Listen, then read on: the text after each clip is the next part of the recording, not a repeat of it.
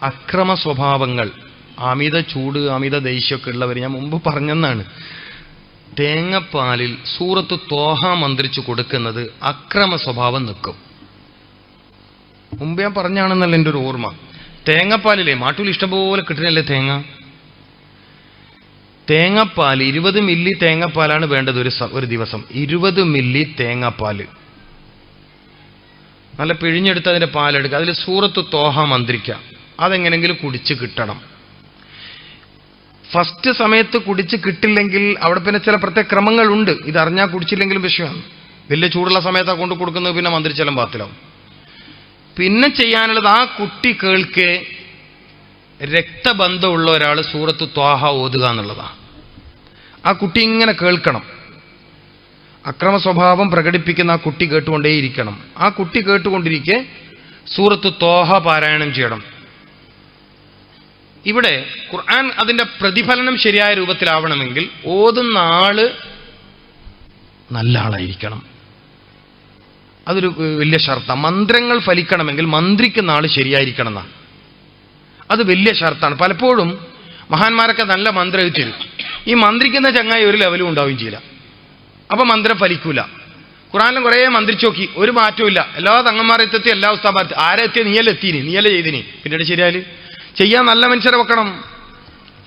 Umar bin Khattab അത് പറയണ്ട, ആ ചരിത്രം ഞാൻ പറയില്ല. ഒരു സംഭവം ഉണ്ടായിരുന്നു മന്ത്രിയുമായി ബന്ധപ്പെട്ട, പോട്ടെ, ഇപ്പോൾ ആവശ്യമില്ല. ഞാൻ പറയുന്നത്, നിങ്ങൾ ചെയ്യുന്ന ആള് ഇനി തൽക്കാലത്തേക്കെങ്കിലും നല്ല മനുഷ്യരാവുക. ആരും ചീത്ത പറയേണ്ട, ആരും ഫിത്ന പറയേണ്ട, ആരും ഫസാദ് പറയാണ്ട് നല്ലോണം ദിക്റ് ചെല്ലുന്ന നാവിന്റെ ഉടമസ്ഥനാവുക. മനുഷ്യനോടുള്ള നല്ല കൃപയും വാത്സല്യമുള്ള ആളാവുക. അങ്ങനെ നല്ല മനുഷ്യനായി നിന്നതിന് ശേഷം ഈ സൂറത്ത് ത്വാഹ പാരായണം ചെയ്യുക. ഈ കുട്ടി കേൾക്കുക. പിന്നെ ഉറങ്ങിയിട്ട് തൊട്ടാൽ അറിയില്ലെങ്കിൽ വേറൊരു ചികിത്സ കൂടി പറയാനുണ്ട്. അതിപ്പോ എനിക്ക് ഇപ്പം അറിയില്ല, അയാളുടെ സ്വഭാവം കൂടി പറഞ്ഞിട്ടില്ലല്ലോ. ഏതായാലും ഖുർആനിൽ ഈ കുട്ടിയുടെ രോഗം ശിഫയാക്കാൻ പറ്റുന്ന വഴികളുണ്ട്. അതിലേറ്റവും എളുപ്പമുള്ളതാണ് സൂറത്ത് ത്വാഹ നല്ല തേങ്ങാപ്പാലിൽ മന്ത്രിച്ചിട്ട് കൊടുക്കുന്നത്. അത് പൊതുവേ തന്നെ കുട്ടികളിലെ അമിത വികൃതി, ഭയങ്കര വാശി, ഭയങ്കര തർക്കം, ഭയങ്കര ദേഷ്യം, അത് കുട്ടികൾ തന്നെ ആണെന്നില്ല, കെട്ടിയവനാണെങ്കിലും കൊടുത്തോ. തേങ്ങാപ്പാലെല്ലാം കണ്ട മൂപ്പർക്കൊരു സ്നേഹം കൂടുകയും ചെയ്യും. മനസ്സിലായില്ലേ? ഭയങ്കര ചൂടന്മാരായ ആണുങ്ങന്മാരുണ്ടോ ചില പേർക്ക്? മുമ്പെല്ലാം തേങ്ങാപ്പാൽ മുക്കിയിട്ട് ഒറോട്ടി കൊടുക്കുന്ന കൊണ്ടല്ലേ, നിങ്ങൾക്ക് അത് തിരിയായിട്ടല്ലേ. തേങ്ങാപ്പാൽ മുക്കിയിട്ട് പുതിയാപ്പിളക്ക് ഒറോട്ടി കൊടുക്കുന്ന ഇവന്റെ ചൂട് നിർത്താനാണ്, അല്ലാണ്ട് ഓനോടുള്ള പിരിശം കൊണ്ടൊന്നല്ല. നിങ്ങളെന്താ മനസ്സിലാക്കി? ഈ പെണ്ണുങ്ങന്മാർക്ക് എല്ലാ വിവരവും ഉണ്ട്, എന്നിട്ട് പിന്നെയും പിന്നെ എന്നോട് ഇത് ചോദിക്കുന്നു. ചോദിക്കേണ്ട ആവശ്യമൊന്നുമില്ല. ഒരു ദിവസം കൊടുത്താൽ പോരാ, ശരിയാകുന്നവരെ കൊടുക്കണ്ടേ? ചിലപ്പം അതെല്ലാം മന്ത്രിക്കുന്ന ആളെ കടുപ്പം പോലെ ഇരിക്കും. മനസ്സിലായില്ലേ? മന്ത്രിക്കുന്ന ആളെ കടുപ്പം പോലെ ഇരിക്കും. ചിലപ്പോൾ പിന്നെ 7 ദിവസം കൊടുക്കേണ്ടി വരും, ചിലപ്പോൾ 14 ദിവസം കൊടുക്കേണ്ടി വരും, ചിലപ്പോൾ 21 ദിവസം കൊടുക്കേണ്ടി വരും. അതങ്ങോട്ട് തീരുന്നവരെ കൊടുക്കാനേ, രോഗം മാറുന്നവരല്ലേ മരുന്ന് കൊടുക്കേണ്ടത് കേട്ടാ. ഏതായാലും അള്ളാഹു സുബ്ഹാനഹു വ തആല പെൺകുട്ടി അവൾ നമ്മുടെ സഹോദരിയാണല്ലോ പ്രിയപ്പെട്ടവരെ. അള്ളാഹു സുബ്ഹാനഹു വ തആല സഹോദരിയുടെ കാര്യത്തിൽ എളുപ്പം ചെയ്യട്ടെ. അവരുടെ മനസ്സിന് അള്ളാഹു സമാധാനം കൊടുക്കട്ടെ. അവരുടെ മനസ്സിന് അള്ളാഹു സമാധാനം കൊടുക്കട്ടെ. അള്ളാഹുവെ അവർക്കും ഇനിയും ഒരു ജീവിതത്തിലേക്ക് വഴി തുറന്നു കൊടുക്കണേ അള്ളാഹ്. ഒരുപാട് വിവാഹമോചിതകളുണ്ട് ഞങ്ങളുടെ സമൂഹത്തിൽ. ഭർത്താവ് മരിച്ചുപോയ ചെറുപ്പക്കാരികളുണ്ട്. തമ്പുരാനെ, യാ ജാമിഉ യാ അല്ലാഹ്, നിന്റെ പരിശുദ്ധമായ അസ്മാഉൽ ഹുസ്നയുടെ ബർക്കത്തുണ്ട് ഈ പെൺകുട്ടിക്കും ഇതുപോലെ പ്രയാസം അനുഭവിക്കുന്ന പെൺകുട്ടികൾക്കും ദാമ്പത്യ ജീവിതത്തിന്റെ തൗഫീക്ക് കൊടുക്കണേ തമ്പുരാനെ. മനസ്സിലായില്ലേ? അള്ളാഹു ശരിയാക്കി തരും കേട്ടോ. മനസ്സിലാക്കേണ്ടത് 27 വർഷമായി കാല് വിണ്ട് കീറലും ചൊറിഞ്ഞു എന്താണ് വാദവും അനുഭവിക്കുന്നു. എല്ലാവിധ ചികിത്സയും നടത്തി ഇതിന് പൂർണ്ണമായി ഭേദമാക്കാൻ എന്താണ് വേണ്ടത് എന്നാണ് ചോദ്യം. പാദഭാഗത്ത് വരുന്ന രോഗത്തിന് തിബ്ബുന്നബവി എന്ന കിതാബിൽ കാണുന്ന നല്ലൊരു ചികിത്സ, അതായത് നെരിയാണിക്ക് താഴെയുള്ള പാദഭാഗത്ത് കാണുന്ന രോഗങ്ങൾക്ക് പൊതുവേ തന്നെ, ചൊറിയാണെങ്കിലും ചൊറിച്ചലാണെങ്കിലും വിണ്ടുകീറലാണെങ്കിലും പൊതുവേ തന്നെ നന്നായി ഫലിക്കുന്ന ഒരു ചികിത്സയാണ് ഹന്നാഇന്റെ ചികിത്സ. അതായത് മൈലാഞ്ചി അരച്ചിടുക എന്നുള്ളത്. ഒരേ സ്ഥലം എല്ലാ ദിവസവും ഇടണം. എല്ലാ ദിവസവും കാലിൽ നന്നായി അരച്ച മൈലാഞ്ചി, ട്യൂബ് മൈലാഞ്ചി അല്ല, ചെടി അരച്ചെടുത്ത മൈലാഞ്ചി. ഈ മൈലാഞ്ചി അവിടെ പേസ്റ്റ് ചെയ്യുക എന്നുള്ളത് ഒരു പരിധിവരെ വലിയ ശിഫ കിട്ടുന്ന ഒരു വഴിയാണ്. ശ്രദ്ധിക്കേണ്ടത്, സോപ്പിന്റെ വെള്ളം ആ സമയത്ത് തട്ടരുത്. സോപ്പിന്റെ വെള്ളം തട്ടരുത്. സോപ്പ് കലർന്ന വെള്ളം, സോപ്പ് കലർന്ന വെള്ളം, കെമിക്കൽസ് കലർന്ന വെള്ളം, ഇതൊക്കെ അപകടമാണ്. ഇത് സൂക്ഷിക്കണം. നമ്മൾ എപ്പോഴും മനസ്സിലാക്കേണ്ടത്, രോഗം മാറാൻ മരുന്ന് ഉപയോഗിക്കുന്നതോടൊപ്പം ആ അതിനെ അപകടപ്പെടുന്ന വഴികളിൽ നിന്നും വിട്ടു നിൽക്കണം. അപ്പൊ സോപ്പിന്റെ വെള്ളം, അതുപോലെ തന്നെ കെമിക്കൽസ് വെള്ളം, അഴുക്ക് വെള്ളങ്ങൾ, ചളികള്, പിന്നെ പൊതുവെ മാട്ടൂൽ എന്ന് പറയുന്ന പൂഴിയും മണലൊക്കെ ഇഷ്ടം പോലെ ഉള്ളതാണ്. ഈ ചെറിയ ചെറിയ പൂഴി മണൽ തരികളൊക്കെ ചിലപ്പോൾ ഉള്ളിൽ കയറുന്ന അതൊക്കെ വിഷയുണ്ടാക്കും. അത്തരം കാര്യങ്ങളൊക്കെ ശ്രദ്ധിച്ചാൽ വലിയ ആശ്വാസം കിട്ടും. പിന്നെ പഴുപ്പും വല്ലാത്ത വേദനയുണ്ടെങ്കിൽ ഈ മൈലാഞ്ചി അരക്കുമ്പോൾ ഒരു ചെറിയ കഷ്ണം പച്ചമഞ്ഞൾ അരച്ച് ചേർത്ത് മിക്സ് ചെയ്ത് നിങ്ങൾക്ക് ഈ പാദഭാഗത്ത് സ്ഥിരമായി പേസ്റ്റ് ചെയ്യാൻ പറ്റുമെങ്കിൽ വലിയ ആശ്വാസമാണ്. പിന്നെ ചില മരുന്നുകൾ ഉള്ളിൽ കുടിക്കേണ്ടതാണ്. അതിപ്പോൾ എനിക്കിവിടെ പറയാൻ പറ്റില്ലല്ലോ. ചില ഔഷധങ്ങൾ ഉള്ളിലും കുടിക്കേണ്ടി വരും. കാരണം ശരീരത്തിൽ ഭയങ്കര ഉഷ്ണം ഉണ്ടാവും, ഭയങ്കര ചൂട് കൂടുതലുള്ളവരായിരിക്കും, ശരീരത്തിൽ ക്രമാതീതമായ ചൂട് കൂടുതലുള്ളവരായിരിക്കും. അതിനെ കുറക്കുന്ന ചില രീതികൾ അവർ ജീവിതത്തിൽ തുടരേണ്ടിയും വരും. അങ്ങനെ കൂടി ചെയ്താൽ എളുപ്പത്തിൽ ശിഫ കിട്ടും. അള്ളാഹു ശിഫ നൽകുമാറാവട്ടെ. സുബ്ഹാന റബ്ബിക റബ്ബിൽ ഇസ്സത്തി അമ്മാ യസിഫൂൻ. പൊതുവെ ഉഷ്ണ സംബന്ധമായ, രക്തദൂഷ്യ സംബന്ധമായ ചൊറിച്ചില്, ചൊറി, ഇതുമായി ബന്ധപ്പെട്ട രോഗമുള്ളവർ ഖുർആനിൽ നിന്നും ദുആ ചെയ്യേണ്ടത് സുബ്ഹാന റബ്ബിക റബ്ബിൽ ഇസ്സത്തി അമ്മാ യസിഫൂൻ എന്നതാണ്. എന്നതോടൊപ്പം സുബ്ഹാനല്ലാഹി അമ്മാ യസിഫൂൻ എന്ന് മന്ത്രിച്ച് വെള്ളം കാലിനൊഴിച്ച് അതങ്ങനെ അവിടെ തന്നെ ഉണങ്ങുന്നതും ശിഫക്ക് കാരണമായി തീരും. അതൊക്കെ അതിനുള്ള വഴികളാണ്. മനസ്സിലായി?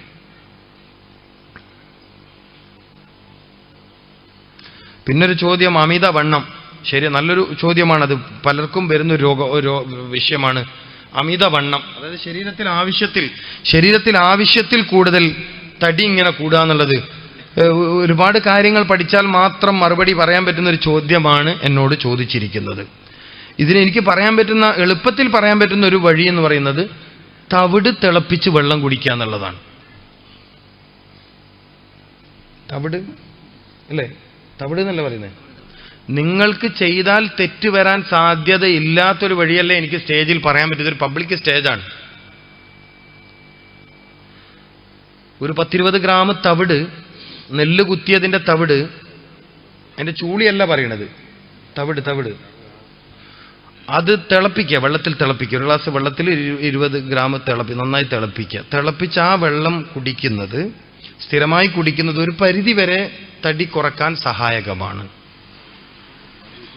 പിന്നെ അത് ഹോർമോണുമായി ബന്ധപ്പെട്ട പ്രശ്നമാണോ, ഭക്ഷണ രീതിയിൽ നിന്ന് വന്നതാണോ, അങ്ങനെ പലതും പഠിച്ചിട്ട് വേണം അതിനെ ചികിത്സിക്കാൻ.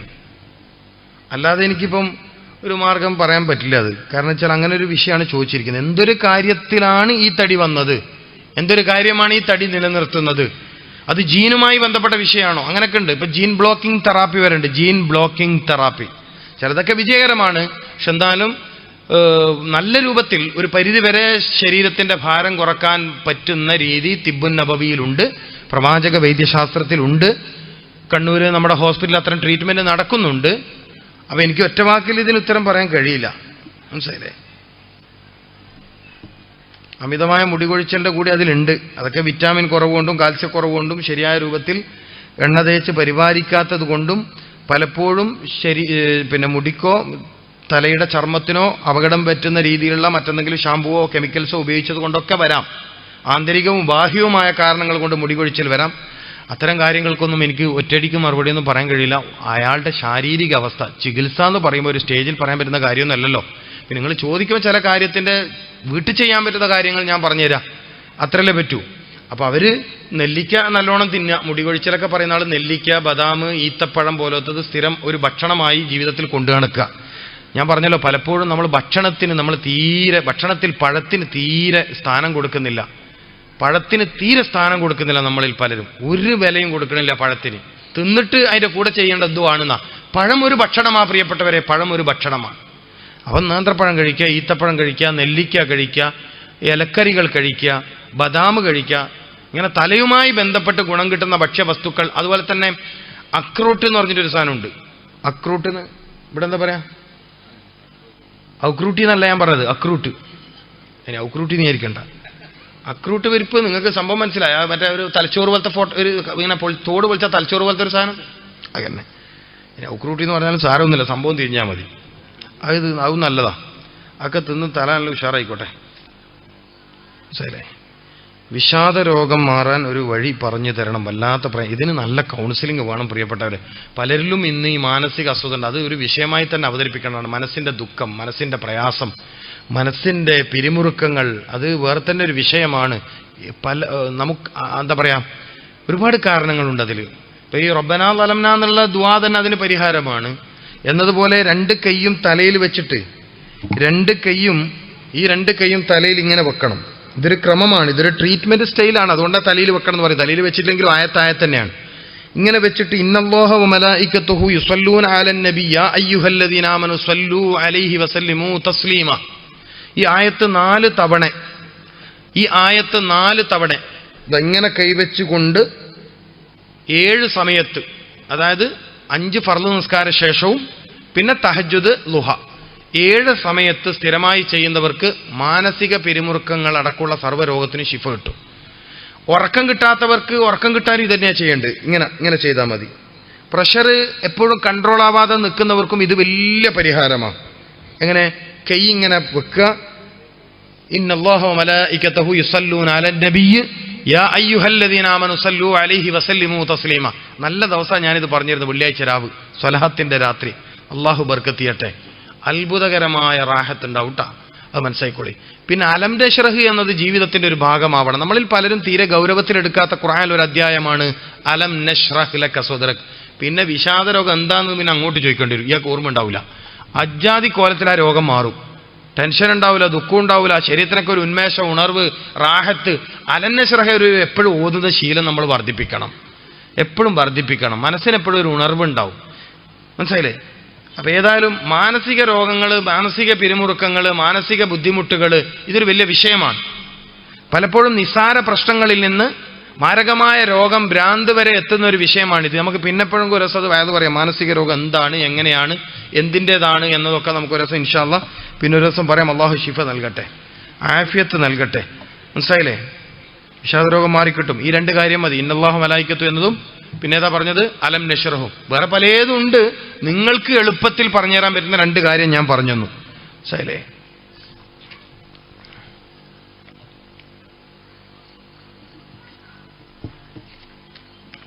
പിന്നൊരു ചോദ്യം വന്നത്, മകൻ CA എക്സാമിന് നല്ല മാർക്കോടെ പാസ്സാവാൻ പ്രത്യേകം ദുആ ചെയ്യണം, കുടുംബത്തിന്റെ ആരോഗ്യത്തിന് വേണ്ടി ദുആ ചെയ്യണം, മകന് അനുയോജ്യനായ ഒരു ഇണയെ കിട്ടാനും ദുആ ചെയ്യണം. നല്ല ഒരാളാണ് ഇത് എഴുതിയിരിക്കുന്നത്. ഒരുപാട് കാര്യം മക്കൾക്ക് വേണ്ടി എഴുതാന്ന് പറഞ്ഞാൽ ചെറിയ കാര്യമല്ലല്ലോ.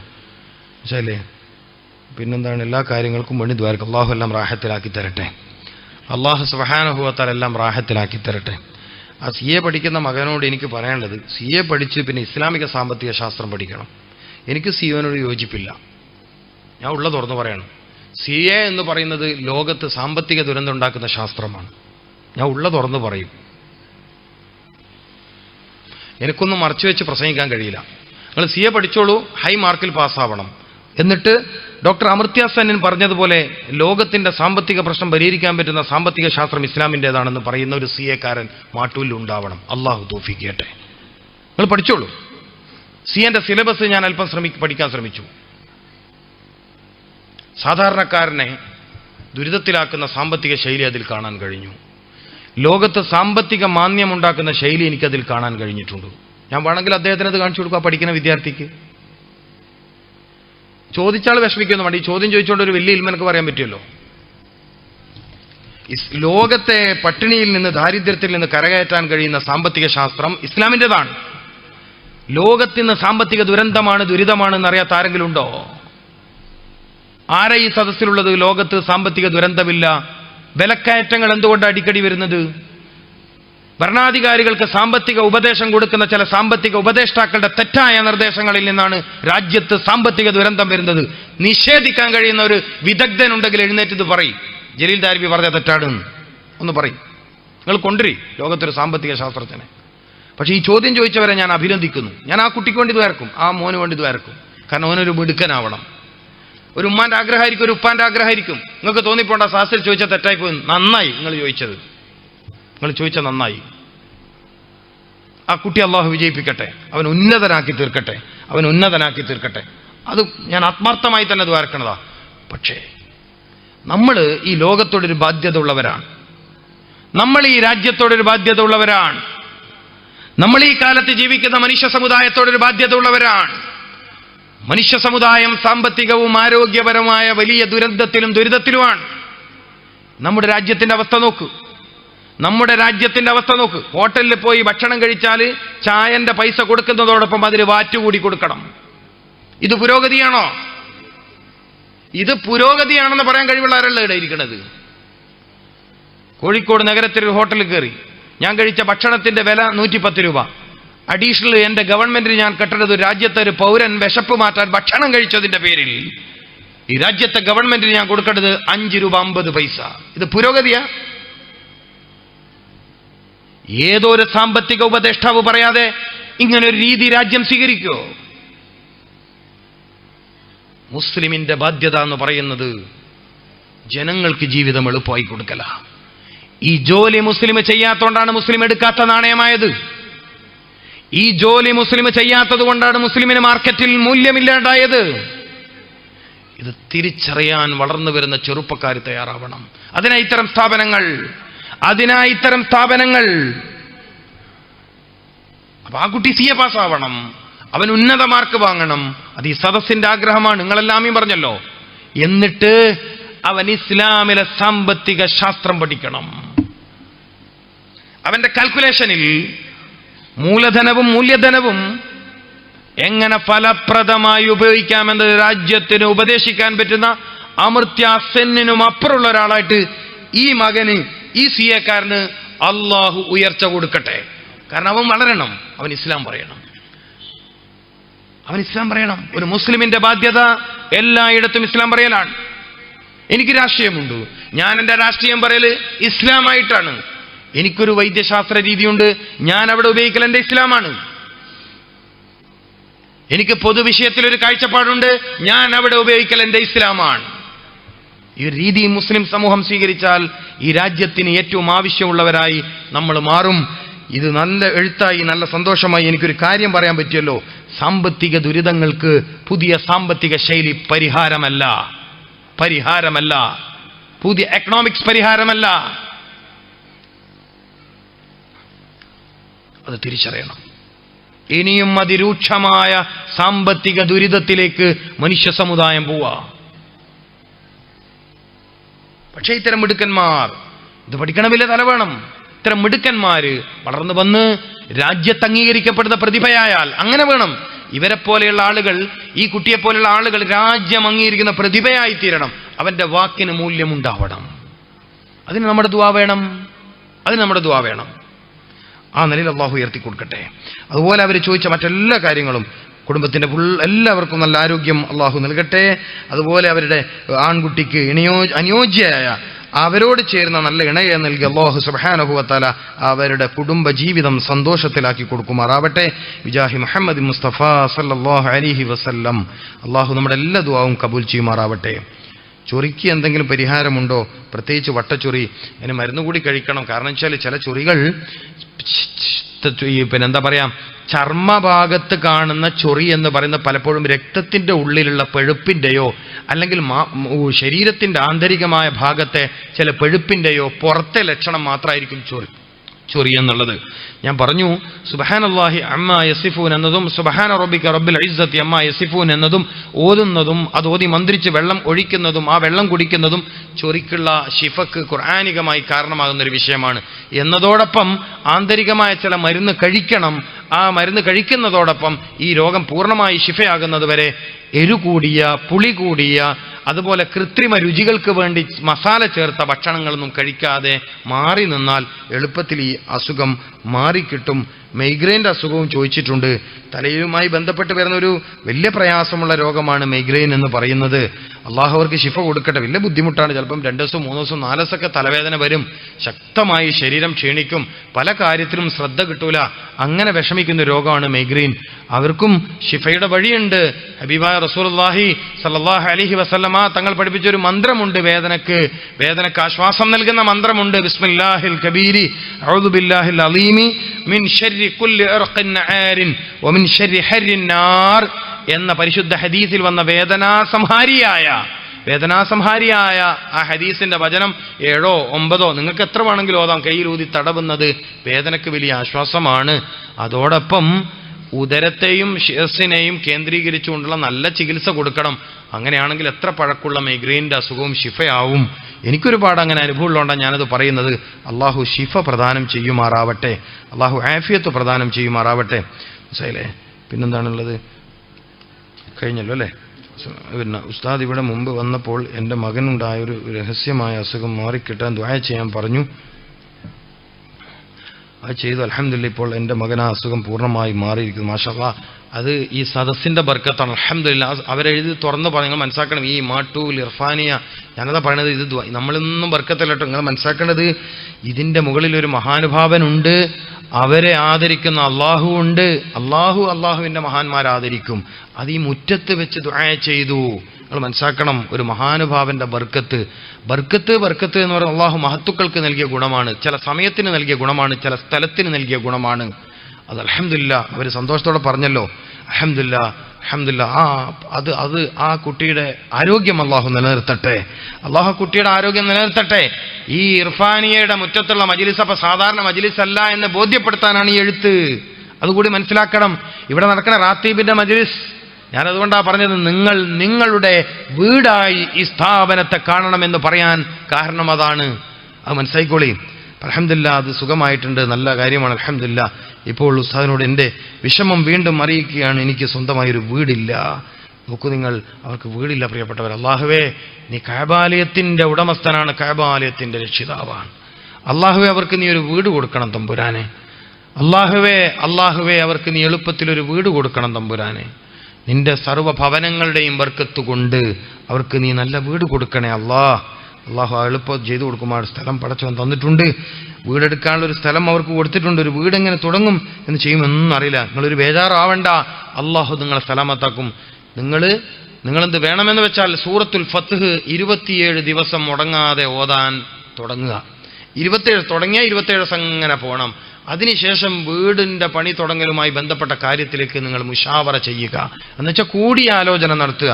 ഏതെങ്കിലും മഹാനോട് പറഞ്ഞിട്ട് ഓരോട് ബർക്കത്തിന് എന്തെങ്കിലും ഒരു പൈസയും ചേരും ചിലപ്പോൾ ദ്വാരപ്പിക്കുകയും ചെയ്യും. അതിലൂടെ നിങ്ങളുടെ വീടിന്റെ പണിയങ്ങ് തുടങ്ങി കിട്ടും. സൂറത്തുൽ ഫത്ഹ് എന്നാണ് ഞാൻ പറഞ്ഞത്, സൂറത്തുൽ ഫാത്തിഹ അല്ല. സൂറത്തുൽ ഫത്ഹ് 27 തവണ ഓതി തീർക്കുക.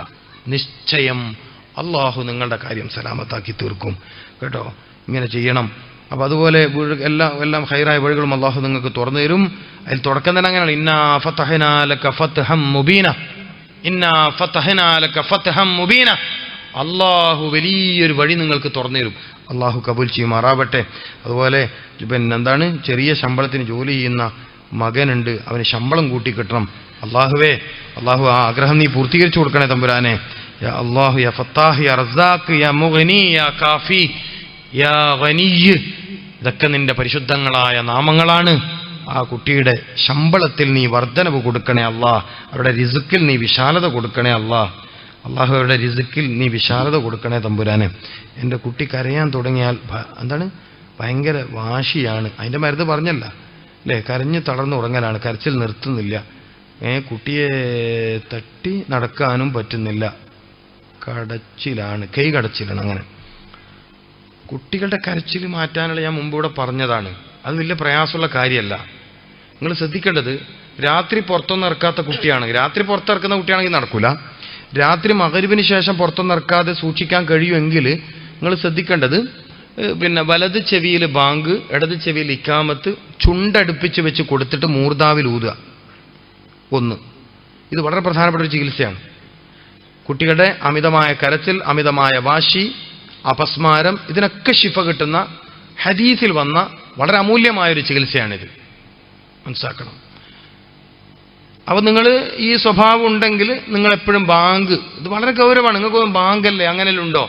എത്രയോ ആയിരക്കണക്കിന് കുഞ്ഞുങ്ങളിൽ ഈ അത്ഭുതകരമായ രീതിയിൽ ശിഫ കിട്ടിയത് എൻ്റെ അനുഭവത്തിലുണ്ട്. മനസ്സിലാക്കണം.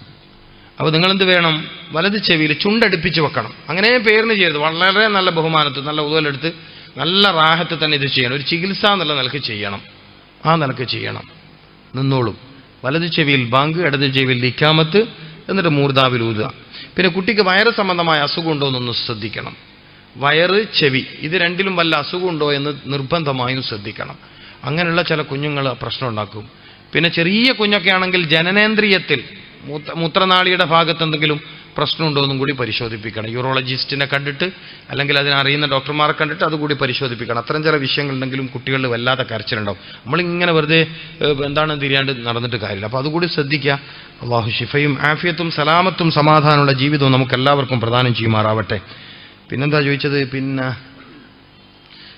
പോളിയോ കുത്തിവെപ്പിന്റെ വിധി എന്തെന്നാ ചോദിച്ചത്. വിധി പറയേണ്ടത് ഫിഖ് അറിയുന്നവരാണ്. ഞാൻ ഫിഖ് അറിയുന്നത് മൗലവിമാർ പറയേണ്ട മറുപടിയാണ്. ഞാൻ ഫിഖ് അറിയുന്ന ആളല്ല, ആലിമല്ല, മനസ്സിലാക്കണം. ഇങ്ങനെ പഠിക്കാൻ ശ്രമിക്കുന്നുണ്ട്. അപ്പൊ പോളിയോ കുത്തിവെപ്പിന്റെ വിധി എന്തെന്ന് ചോദിച്ചാൽ ഞാൻ എന്താ പറയാ, എനിക്കറിയില്ല. വിധി പറയാൻ ഞാൻ ആളല്ല. അത് ആലിമീങ്ങൾ, ഫിഖ് അറിയുന്ന ഫുഖഹാ പറയേണ്ടതാണ്. മനസ്സിലായില്ലേ? പിന്നെ ശരീരശാസ്ത്രം അറിയുന്നതുകൊണ്ട് ചില കാര്യം ഞാൻ പഠിക്കുന്ന, ശരീരശാസ്ത്രം അറിയുന്നുണ്ട് നല്ല, ശരീരശാസ്ത്രം അറിയുന്ന പഠിച്ചുകൊണ്ടിരിക്കുന്ന ഒരു വിദ്യാർത്ഥി എന്ന നിലക്ക് എനിക്ക് മനസ്സിലായത്, രോഗം വരാതിരിക്കാൻ മരുന്നിന്റെ ആവശ്യമില്ല. രോഗം വരാതിരിക്കാൻ മരുന്നിന്റെ ആവശ്യമേ ഇല്ല. അതിന് സംവിധാനങ്ങൾ ശരീരത്തിലുണ്ട്, വായുമണ്ഡലത്തിലുണ്ട്, വെള്ളത്തിലുണ്ട്, പഴത്തിലുണ്ട്, ഭക്ഷണത്തിലുണ്ട്. ഒരു മരുന്നിന്റെ ആവശ്യമില്ല. പിന്നെ ഇതിന്റെ പത്തോജൻ, പിന്നെ ഞാൻ പഠിച്ചെടുത്തോളം, ഞാനിത് പഠിച്ചു വരുന്നൊരു വിഷയമാണ്. രോഗത്തെയാണ് കുത്തിവെക്കുന്നത്. രോഗത്തെയാണ് കുത്തിവെക്കുന്നത്. രോഗം വരാതിരിക്കാൻ ആഗ്രഹിച്ചുകൊണ്ട് പ്രതീക്ഷിച്ചുകൊണ്ട് രോഗത്തെയാണ് കുത്തിവെക്കുന്നത്. ഞാൻ ഈ സദസ്സിൽ അടക്കം പറഞ്ഞു, മന്ദിരോഗം വരാതിരിക്കാൻ വേണ്ടി കുത്തിവെച്ച മരുന്ന് അബദ്ധമായിരുന്നു എന്ന് കുത്തിവെച്ച ആളുകൾ തന്നെ പ്രസ്താവിച്ചു. പത്രവാർത്ത എന്റെ കയ്യിലുണ്ട്. പത്രവാർത്ത എന്റെ കയ്യിലുണ്ട്. വാക്സിനേഷനെ കുറിച്ച് 30 കൊല്ലം പഠിച്ച പ്രഗത്ഭനായ ഡോക്ടർ പറഞ്ഞത് ഫെയിലാണ്, അപകടമാണെന്നാ പറഞ്ഞത്. 30 കൊല്ലം നിരന്തര ഗവേഷണം നടത്തിയ ആള് പറഞ്ഞത്. കോഴിക്കോട് ഗവൺമെന്റ് മെഡിക്കൽ കോളേജിലെ ശിശുരോഗ വിദഗ്ധയായ ഡോക്ടർ ഖദീജ മുംതാസ് പറഞ്ഞത് ഇത് അബദ്ധമാണ്, അപകടമാണ്. അവരൊക്കെ പറഞ്ഞത് പറയാം, അല്ലാണ്ട് എന്റെ അഭിപ്രായത്തിന് വലിയ മൂല്യമില്ല. പ്രഗത്ഭർ പറഞ്ഞിരിക്കുന്നു ഇത് അപകടമാണ്. ഖദീജ മുംതാസ് ഇപ്പോഴുള്ള ഡോക്ടറാണ്, ജീവിച്ചിരിപ്പുണ്ട്. സാധാ ഹെൽത്ത് ക്ലിനിക്കിൽ ജോലി ചെയ്ത ആളല്ല, കോഴിക്കോട് മെഡിക്കൽ കോളേജിലെ ആളായിരുന്നു. അപ്പൊ പ്രഗത്ഭരായ നല്ല രൂപത്തിൽ ആരോഗ്യശാസ്ത്രം അറിയുന്ന ആരും ഇതിനെ അംഗീകരിക്കുന്നില്ല. പിന്നെ നമ്മുടെ ഗവൺമെന്റ് നമ്മളോട് ഉപദേശിക്കുന്നു, താല്പര്യമുള്ള ആൾ ചെയ്യുക. ഹൈക്കോടതി പറഞ്ഞത്, അതിലിപ്പോ ഹൈക്കോടതിന്റെ വിധിയാണ് ഞാൻ അവസാനം പറയുന്നത്. ഹൈക്കോടതി പറഞ്ഞു നിങ്ങൾക്ക് ഇഷ്ടമുണ്ട് വെച്ചോ, ഒരു രക്ഷിതാവിനെ നിർബന്ധിക്കാൻ ആർക്കും അധികാരമില്ല. ഹൈക്കോടതിയുടെ ഒരു വിധിയെ ആരെങ്കിലും മറികടന്നാൽ അതെന്താണെന്നുള്ള വക്കീൽമാരോട് ചോദിച്ചാൽ മതി. എനിക്ക് ആ കാര്യത്തിൽ അത്രേ പറയാൻ പറ്റൂ. മതവിധി പറയേണ്ടത് ഉലമാക്കളാണ്. അതുകൊണ്ട് ദയവ് എന്നോട് വിധി ചോദിക്കരുത്. മനസ്സിലായില്ലേ? നടുവിന്റെ എല്ലിന് ബലം കുറവാണ്, ബലം കൂടുവാൻ ഉസ്താദ് എന്തെങ്കിലും പറഞ്ഞു തരണം. ഇവിടൊക്കെ പൊതുവെ അസ്ഥികൾക്ക് ബലം കിട്ടുന്ന പ്രാർത്ഥനയാണ് വഅന്നൽ ഖുവ്വത ലില്ലാഹി ജമീഅ യാ ഹയ്യു യാ ഖയ്യൂം പോലത്തെ ഇസ്മ. അതല്ല മഹാന്മാർ ദിക്ർ മജ്ലിസിൽ വെച്ച് യാ ഹയ്യു യാ ഖയ്യൂം, നിങ്ങൾ ഹാർട്ടിനെ ശക്തിപ്പെടുത്തും, ജീവനെ ശക്തിപ്പെടുത്തും. ഹയ്യൂം, യാ ഹയ്യു യാ ഖയ്യൂം, യാ ഹയ്യു എന്ന് വിളിക്കുന്ന ജീവനെ ശക്തിപ്പെടുത്തുന്ന വലിയ സിറുള്ള ഒരു വിളിയാ യാ ഖയ്യൂം. വഅന്നൽ ഖുവ്വത ലില്ലാഹി ജമീഅ പോലത്തെ ദിക്റുകളും ആയത്തുകളും പതിവാക്കുക. അത് തടവിയിട്ട് നടുവിൻ്റെ എല്ലിൻ്റെ ഭാഗത്ത് തടവുക. അത് മന്ത്രിച്ചിട്ട് ജൈത്തെണ്ണ ശരീരത്തിൻ്റെ ഭാഗത്ത് തടവുക. ഈത്തപ്പഴവും നേന്ത്രപ്പഴവും ജൈത്തെണ്ണയും ഭക്ഷണമായി കഴിക്കുക. പിന്നെ മാംസത്തിൻ്റെ എല്ല്, മത്സ്യത്തിൻ്റെ മുള്ള് ഇതുപോലത്തെ ഭക്ഷണമായി കഴിക്കുക. അങ്ങനെ കൂടെ എല്ലുകൾക്ക് ശക്തി വരും. അള്ളാഹു ശക്തിപ്പെടുത്തി തരട്ടെ. പിന്നെ വേറെ കംപ്ലൈൻറ്റ് അവിടെ ഉണ്ടോ എന്ന് പരിശോധിക്കണം. മരുന്ന് എന്ന രൂപത്തിലാണ് പരിശോധിക്കണം കേട്ടോ. അൽഹംദുലില്ലാഹ്, അള്ളാഹു കബൂൽ ചെയ്യുമാറാവട്ടെ. ഏതായാലും ഞാൻ പ്രസംഗം നിർത്തുകയാണ്. സമയം ഒരുപാടായിപ്പോയി. കുറേ ചോദ്യങ്ങൾ വന്നതുകൊണ്ടാണ്, ക്ഷമിക്കണം. 11 മണിക്കെങ്കിലും നിർത്തേണ്ടതായിരുന്നു, 11:30 അപ്പോൾ ക്ഷമിക്കുക. കുറച്ച് കാര്യങ്ങൾ പറഞ്ഞിട്ടുണ്ട്.